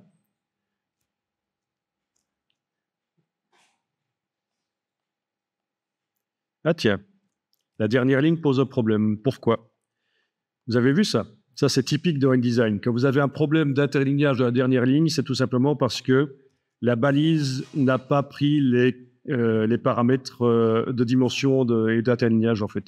Donc, je suis en 7 de corps, 8,4 de points, et la balise est en 9 et 15. Donc, il suffit que je la mette en 7 et 8,4, et la dernière ligne, le problème va être réglé. Voilà. Donc, c'est un problème habituel quand on démarre dans InDesign. La dernière ligne qui pose un problème d'interlignage, c'est parce que la balise n'a pas le même paramétrage que le texte. OK. Alors, ce que je vous montre ici, c'est juste que je vais pouvoir faire ceci dans le menu de la palette paragraphe étendue de colonnes. Est-ce que vous avez déjà dans C5 l'option scinder la colonne? Vous avez vu ça quand on avait fait l'étendue de colonne pour les titres? On avait fait en sorte qu'un titre s'étende sur plusieurs colonnes. Mais ici, c'est un peu l'inverse, c'est faire en sorte qu'un paragraphe ne va pas s'étendre sur plusieurs colonnes. Au contraire, je vais créer des colonnes dans la colonne. Comme ça. Amusant, ça. Hein? Avec une gouttière intérieure que je peux augmenter. Avec une gouttière extérieure, même pour rétrécir ça. professionnel. Donc, c'est dans le menu de la palette paragraphe, étendue de colonne. Et évidemment, une fois qu'on a fait un style au départ de ça, ça se trouve dans la liste des paramètres du style sur la gauche, étendue de colonne. Voilà. Et donc, vous pourriez avoir comme ça, à l'intérieur d'une colonne, à un certain moment, vous avez un paragraphe. Ça fait partie de toutes les manières d'amener de la diversité dans la mise en page. C'est pas évident, il faut de l'unité, il faut qu'il y ait une unité de style, mais en même temps, il faut que ce soit diversifié, que ce soit pas trop répétitif. Hop.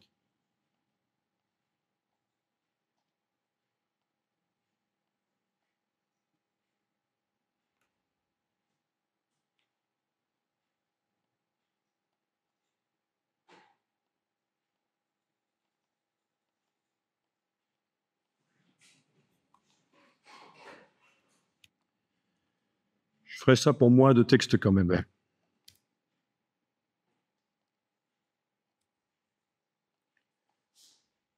Bon, à vous de voir quand vous allez l'utiliser. Et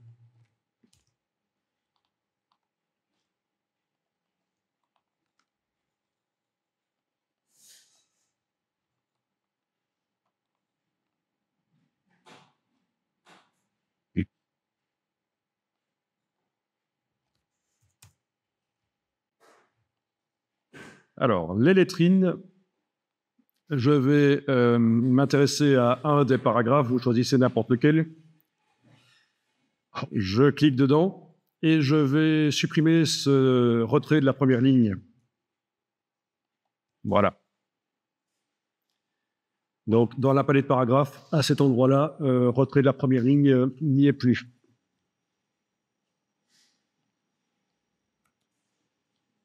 Bon, toujours en ayant le curseur qui clignote quelque part dans le paragraphe, je vais dans le menu de la palette paragraphe jusque lettrine et style imbriqué.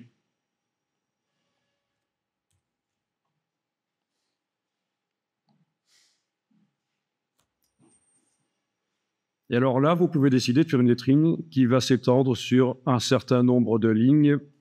Voilà, 4 lignes par exemple. Je coche la case aperçue et voilà votre lettrine. La lettrine peut subir un style de caractère, si on veut.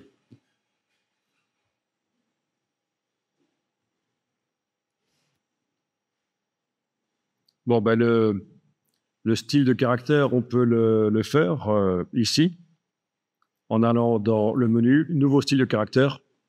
Et vous pouvez décider, par exemple, que la lettrine sera en couleur rouge, par exemple. Voilà, OK. OK. Une fois que le style de caractère a été créé, pour le modifier, il faudra aller par la palette « Style de caractère ». Texte, style de caractère. Rien n'est sélectionné. Je double-clique sur le style de caractère que je viens de faire. Je vais dire que c'est pour les lettrines. Et je vais pouvoir changer couleur de caractère, etc. Voire même la police pourrait être changée. La police de caractère pourrait être changée. Ouais.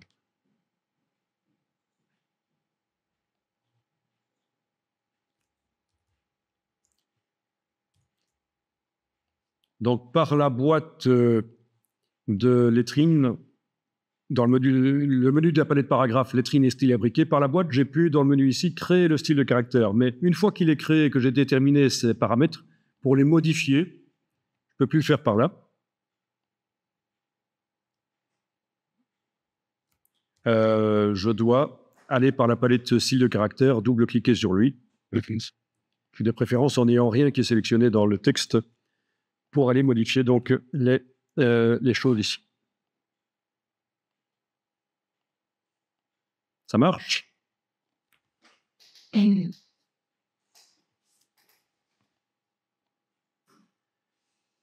On peut créer des couleurs là. Donc, il y a possibilité de créer des couleurs ici. Je vous montre. Je double-clique ici sur la couleur et je vais créer une couleur ici. Voilà. OK. Couleur brique comme ça, qui n'existe pas dans mon nuancier. OK.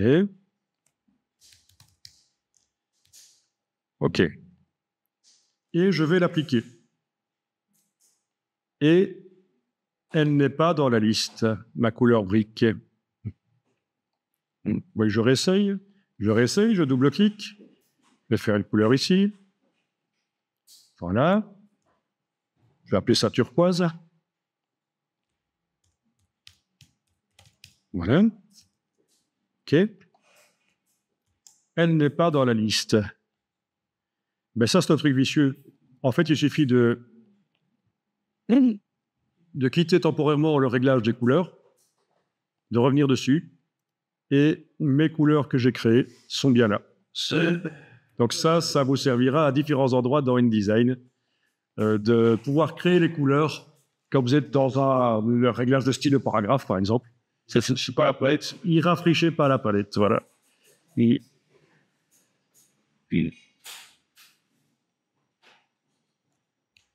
Alors ça, c'était la manière toute simple de faire des lettrines, mais c'est pas génial, parce que parfois on voudrait que la lettrine déborde du haut du bloc et déborde aussi par la gauche. Elle déborde un peu déjà par la gauche d'ailleurs là. Elle déborde un peu par la gauche.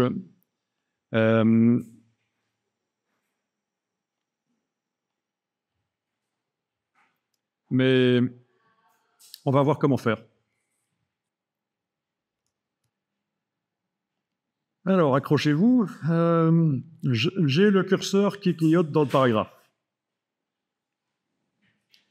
Je vais dans le menu de la palette paragraphe jusque lettrine. Et je vais dire que la lettrine ne va pas utiliser le style de caractère lettrine, le style de caractère pour lettrine. Voilà, donc 100. OK.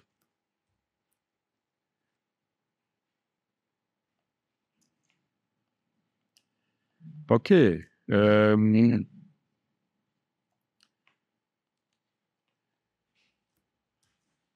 j'enfonce sa touche Alt. Ah, tiens. Oui, il y avait toujours cette option de soulignement. OK. Je clique à côté de tout et dans mes paragraphes ici, je vais aller supprimer carrément le soulignement. Ça, c'est par rapport à ce qu'on avait fait tout à l'heure.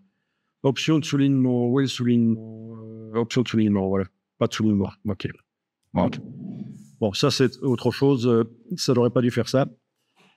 Voilà. Donc, en ayant le curseur texte qui clignote n'importe où dans le paragraphe, je suis allé jusque menu de la palette paragraphe, lettrine et style imbriqué, et j'ai dit que la lettrine n'utilise pas de style de caractère. Et c'est... La lettrine ici ne s'applique que sur ce paragraphe. Je suis en train de faire une modification manuelle du paragraphe. Je ne suis pas dans les styles. Hein? Mais ce paragraphe, il se trouve qu'il utilise un style. Mais j'ai maintenant un petit signe plus qui m'indique que j'ai fait quelque chose et j'ai mis une lettrine manuellement dessus. Je me suis éloigné du style. Alors, évidemment, une fois que j'aurai mis au point la lettrine comme je veux, je pourrai en faire un style de paragraphe. Ce sera corps du texte FR avec lettrine. Et puis, il faudra que je fasse une variante corps du texte anglais avec lettrine aussi. Parce que la lettrine, je vais la mettre que sur le premier paragraphe juste après un gros titre. OK, donc le curseur clignote dans le paragraphe, je vais jusque lettrine et style imbriqué. Ici, je fais un nouveau style imbriqué. Je clique sur nouveau style imbriqué et je vais choisir le style de caractère pour lettrine. Voilà, en décochant la case aperçue, vous avez la mise à jour qui se fait derrière. D'accord? Le style pour lettrine, actuellement, s'applique sur le premier mot du paragraphe. Et c'est ce qui se passe.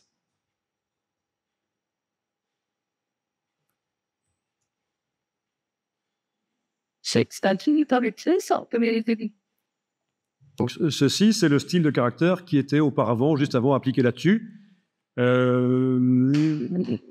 Donc, dans le système de lettrine de InDesign. mais on a vu que c'est fort limité, on ne sait pas faire ce qu'on veut. Et c'est pour ça que finalement, j'ai dit, je ne l'applique pas par là, je l'applique en tant que style imbriqué. Et alors, je dois ici indiquer que je l'applique sur un caractère. Voilà. Comme ça, la suite du mot ne subit plus la lettrine. Il n'y a que le premier caractère du paragraphe qui subit la lettrine. OK? Bon, là, c'est la même chose que ce qu'on avait tout à l'heure. Mais techniquement, il y a des possibilités en plus maintenant qu'on n'avait pas tout à l'heure. Le fait d'avoir appliqué le style de caractère dans ce paragraphe par ici plutôt que par là nous donne plus de possibilités au niveau technique. Bon, alors, on teste. Je clique à côté de tout, rien n'est sélectionné. Dans la palette style de caractère, je vais aller modifier le style de caractère pour lettrine. Donc, je double-clique sur le style de caractère que j'avais appelé pour lettrine dans la palette style de caractère. Couleur des caractères, je peux changer la couleur des caractères, bien sûr, la couleur de... ce que je veux, quand même.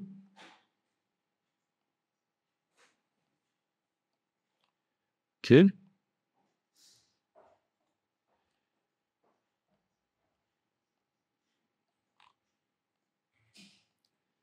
Et je peux changer le format du caractère. Donc, dans format de caractère de base, actuellement, le corps, il est indiqué rien du tout. Ça veut dire que ça hérite de la dimension du corps qui est dans le paragraphe.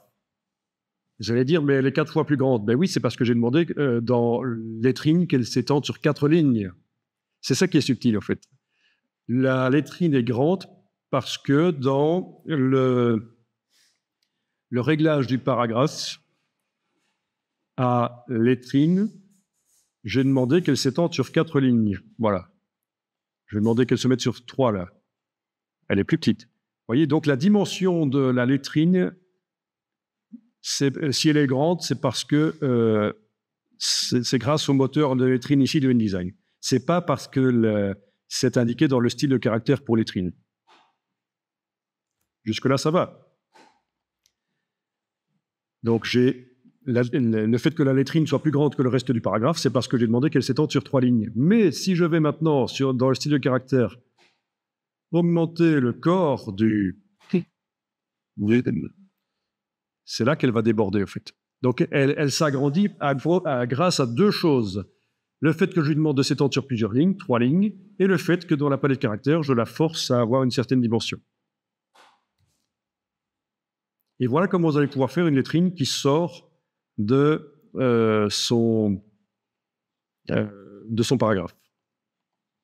Bon, bien sûr, le paragraphe précédent, le style de paragraphe précédent, titre, devrait avoir un espace après plus grand que 3 mm.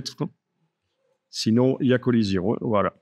Donc, j'ai mis dans le style de paragraphe titre qui est appliqué sur ce titre ici. Dans le style de paragraphe titre, je viens juste d'aller indiquer espace après 10 mm au lieu de 3. Comme ça, la lettrine ne rentre pas dans le titre. Ça, c'est ce qu'on appelle un hack. C'est donc pas prévu dans InDesign au départ, mais il y a des gens qui ont réfléchi à ça et qui ont trouvé ce système. Par rapport à Word, parfois InDesign est moins bon. Donc il y a des choses qui peuvent être faites facilement dans Word et dans InDesign, il faut ruser et faire différemment.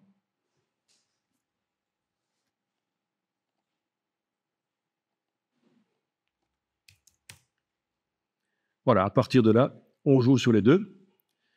Dans lettrine, en ayant cliqué avec l'outil texte dedans pour dire que je travaille dans ce paragraphe, dans menu de la palette paragraphe lettrine, je définis donc le nombre de lignes sur lesquelles la lettrine se met.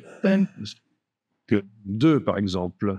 Ensuite, dans le style de caractère pour lettrine, dans la dimension du corps, ici, je détermine à quel point elle va déborder vers le haut. 20 points, par exemple.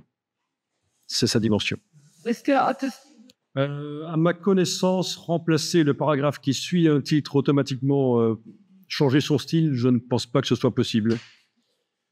A priori, non. OK, si ça va pour vous, on va encore plus loin. Alors, je vous montre. Je mets le curseur avant la lettrine et je fais un espace. Donc, l'espace, actuellement... Non, on va faire différemment. On va créer directement le style de caractère. Donc, oubliez ça, je n'ai rien qui clignote. J'ai cliqué à côté de tout, rien n'est sélectionné. Je vais faire un nouveau style ici. Un nouveau style de caractère.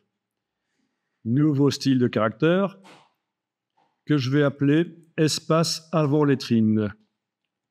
Espace avant lettrine. D'après aucun. D'après 100. Voilà. Donc, c'est un nouveau style de caractère que j'appelle espace avant lettrine. Il est créé d'après aucun autre style.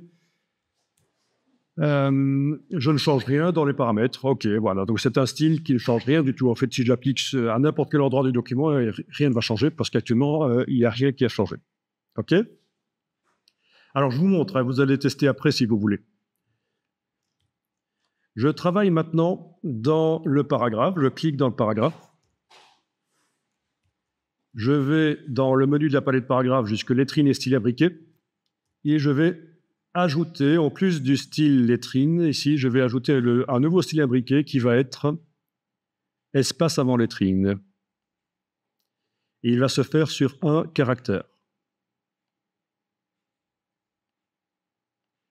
Ce style espace avant lettrine, je vais le déplacer dans l'empilement pour qu'il soit au-dessus du style pour lettrine. D'accord? OK. Et je vais dire que les lettrines se font sur 2 caractères. Voilà.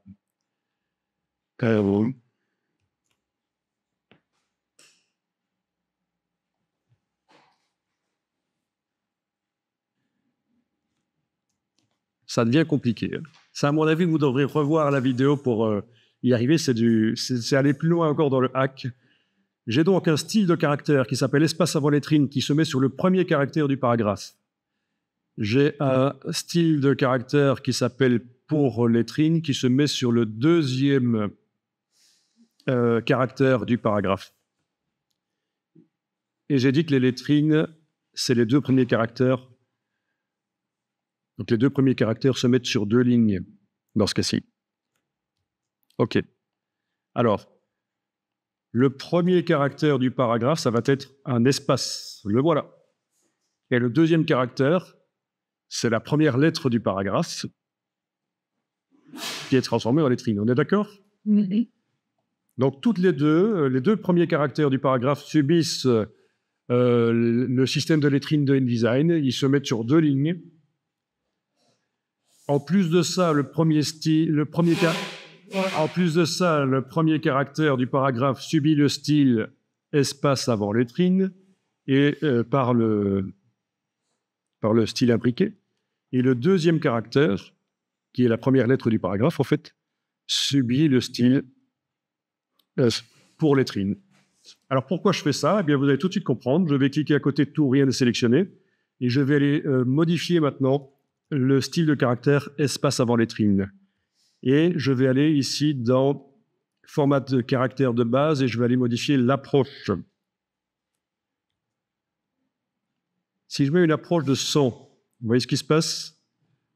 Il s'élargit, le premier caractère. Si je mets une approche de 500, il va s'élargir encore plus. On peut aller jusqu'à combien? 1000? 10 000? Faut que je teste. Oui, 10 000. Ben, je vais mettre 1000 par exemple. Voilà. 1000, voilà. Donc ça, c'est le premier caractère qui subit le style de caractère espace avant lettrine et la seule chose qui est faite dans ce style, c'est une approche de 1000. Donc je vous rappelle que ce style de caractère s'applique à travers un style imbriqué.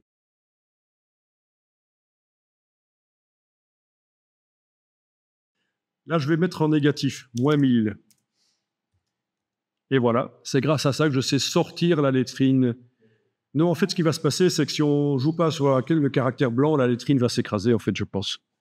La lettrine devrait s'écraser, je pense, oui. Donc voilà, c'est comme ça que vous allez pouvoir faire en sorte que la lettrine sorte de son bloc, malgré qu'au départ, c'est pas prévu. Alors, on peut aller jusqu'à moins combien, là? Moins 1000 et 10 000. Oui. Donc, c'est moins 1000 maximum. En négatif, c'est moins 1000. Hein. Donc, je ne pourrais pas sortir la lettrine plus que ça, en fait, de son bloc. Donc, voilà, on a fait les deux choses. On l'a fait sortir par le haut et par la gauche, grâce à ce système-là. Bon, une fois que j'ai mis tout au point, je vais en faire un style de paragraphe. OK. 3 lignes. La dimension du caractère ici. Voilà. OK. Là, à quel point il sort?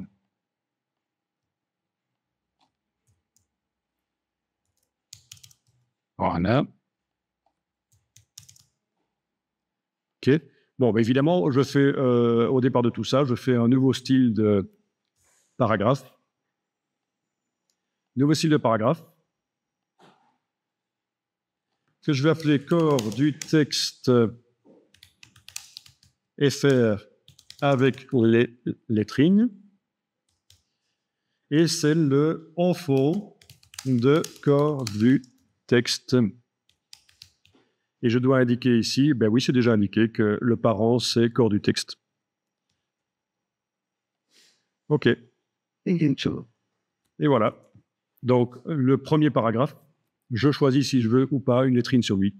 Corps du texte avec lettrine. OK. Corps du texte ou corps du texte avec lettrine. Vu que corps du texte français avec lettrine est l'enfant de corps du texte, ça veut dire que si je modifie corps du texte, notamment la couleur des caractères, ça se répercute aussi sur corps du texte avec lettrine. Mais pas sur la lettrine, parce que elle a une couleur qui est spécifiée dans son style de caractère. Alors, si vous trouvez que c'est compliqué, vous avez raison. Ça commence à devenir de l'utilisation de design assez avancé. Et, Si on va appliquer ça à nous, je peux pas aller ça. Il faut qu'on vienne avec l'espace. oui, si on veut appliquer ça à un autre paragraphe, il ne faut pas oublier de mettre l'espace, mais on connaît, on sait comment on a fait les choses. Hein. Là, voilà. Donc, voilà. Évidemment, ça ne marche pas s'il n'y a pas d'espace, ça fait un truc foireux. Là, on a deux lettres qui se superposent. Donc, je vais aller là, faire un espace. Je vais d'abord remettre encore du texte, faire un espace, appliquer. Voilà, ça marche. D'accord? Ok. Ben, allez, soyons fous, je vous montre la suite.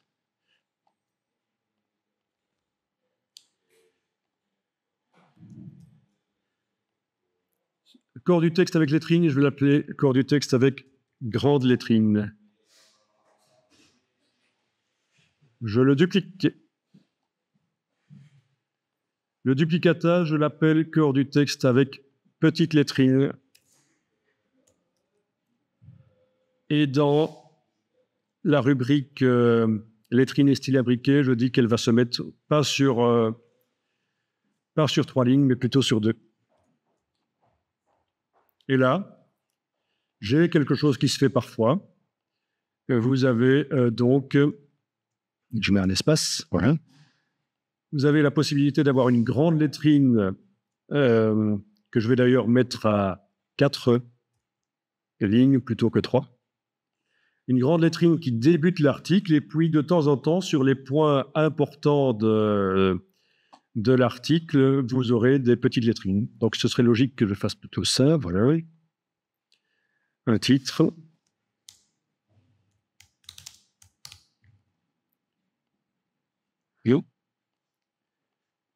Donc, une grande lettrine sur la première. Il ne faut pas oublier de mettre l'espace avant. Voilà.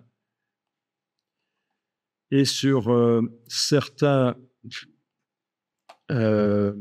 paragraphes qui suivent une petite lettrine. Donc, c'est quelque chose qui se fait en n'oubliant jamais de mettre donc l'espace. Oui, c'est quelque chose qui peut se faire donc pour amener de la variante dans la mise en page, des variantes. Et ça a un côté utile, ça permet d'articuler l'article en différents raisonnements, différentes parties.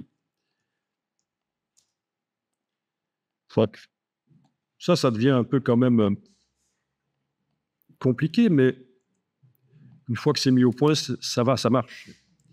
Vous avez donc le style de paragraphe parent, corps du texte FR, qui est le parent donc de cet enfant-ci, corps du texte FR avec grande lettrine, et corps du texte FR avec petite lettrine, et a également l'enfant de corps du texte. La différence par rapport à Grant, c'est que il est réglé ici, il est indiqué ici qu'elle s'étend sur 2 lignes, alors que l'autre, j'ai fait en sorte qu'il s'étende sur 4 lignes. Voilà.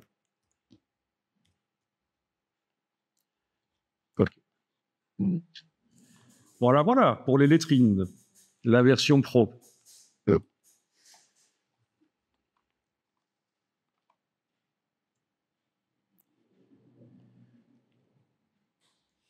Oui.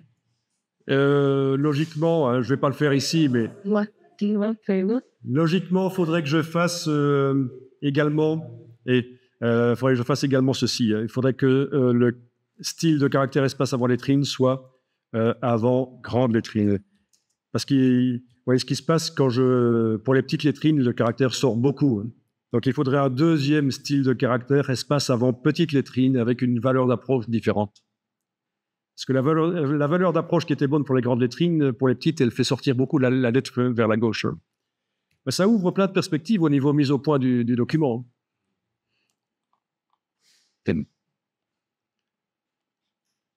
Ça, c'est le genre de choses que vous avez dans des formations de haut niveau, style lynda.com. Vous connaissez lynda.com, c'est la version internationale de Video2Brain. Video2Brain, c'est une filiale de lynda.com et c'est chaque fois dans une langue autre que l'anglais. C'est donc allemand, français, italien, etc. Et lynda.com, c'est la maison mère qui date des années 90, qui vient d'être achetée par LinkedIn d'ailleurs. C'est tout récent, ça date du début 2015. Lynda.com s'est fait racheter par LinkedIn, ce qui veut dire que LinkedIn, vous connaissez LinkedIn, le système, le réseau social de professionnels. LinkedIn va de plus en plus aller vers ce qui est formation. Ils ont quand même payé 1500 millions de dollars, en fait. Hein. Non, pas 1500 millions, 1 milliard 500 millions de dollars. Oui, c'est bien, 1 milliard 500 millions de dollars pour racheter lynda.com.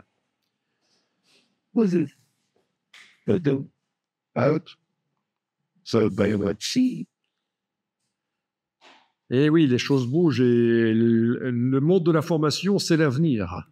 Ça va devenir vraiment un business dans les décennies qui viennent. Tout ce qui est connaissance, apprentissage, formation.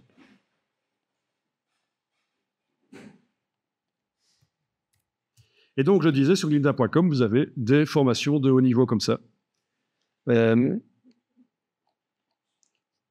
Vous avez des gens qui révèlent leurs astuces comme ça.